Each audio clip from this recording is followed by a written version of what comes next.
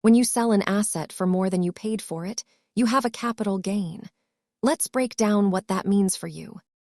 At its core, a capital gain is simply the profit you make when the selling price of an investment exceeds your original purchase price.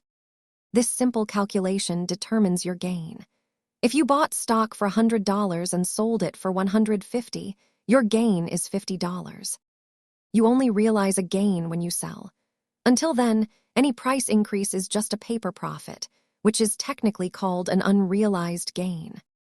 The IRS treats gains differently based on how long you held the asset. Long-term holdings often enjoy more favorable tax treatment than short-term ones. This chart illustrates why many investors look at holding periods. Long-term rates are typically lower, though actual taxes depend on your total taxable income. Always track your cost basis carefully. It is essential for reporting your gains accurately when you file your annual tax returns. Understanding capital gains helps you plan your financial goals. Consult a tax professional for your specific situation. Thanks for watching.